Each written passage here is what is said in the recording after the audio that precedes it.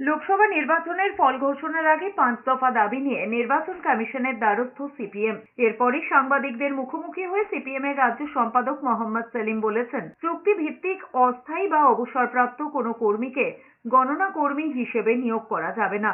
গণনা কেন্দ্রে বহিরাগতদের ঢুকে পড়ার আশঙ্কা রয়েছে, তাই গণনা কেন্দ্রের নিরাপত্তা সুনিশ্চিত করতে হবে। পাশাপাশি সমস্ত বাম প্রার্থীদের কাউন্টিং এজেন্টদের নিরাপত্তাও সুনিশ্চিত করার দাবি জানিয়েছে মোহাম্মদ সেলিম। এদিন 20 জন প্রার্থী এবং সিপিএম এর কেন্দ্রীয় কমিটির সদস্য শ্রমিক লাহিড়ী সহ বাম প্রতিনিধি দল দেখা করেন মুখ্য নির্বাচনী আধিকারিকদের সঙ্গে।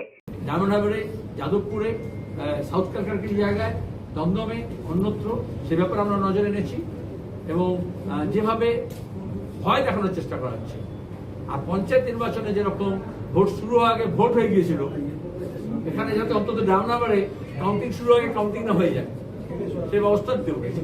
এদিকে কমিশনে গিয়ে বিজেপি নেতা শিশির বাজোরিয়া বলেছেন, দেশ একদিকে যাচ্ছে, পশ্চিমবঙ্গ অন্যদিকে যায়। লাশ না পড়লে ভোট মেটে না পশ্চিমবঙ্গে। একই সঙ্গে তার দাবি, গণনায় চুক্তিভিত্তিক ভোট কর্মীদের ব্যবহার করা যাবে না। মঙ্গলবার স্ট্রং রুম থেকে যখন ইভিএম এবং কন্ট্রোল রুম থেকে ভোট গণনা কেন্দ্রের ইভিএম নিয়ে আসার সময় অনেক কিছু হতে পারে। এক্সিট পোল দেখে শাসক দলের মাথা খারাপ হয়ে গেছে। এখনো ভোট গণনা হলো না, মারামারি শুরু হয়েছে। লাশ না পড়ে তো হয় কি, এটা এই ভোটে তো মারামারি হয়নি, এটা সত্যি দুর্ভাগ্য। ক্যাজুয়াল স্টাফ, নন পার্মানেন্ট স্টাফকে ভোটে কাজে ব্যবহার করা যায় না, এটা নিষেধ আছে। এরা মানবে না, এরা নিশ্চিত এই ধরনের যদি সোজাসুজি বলি চিটিং না করে তো জিতবে।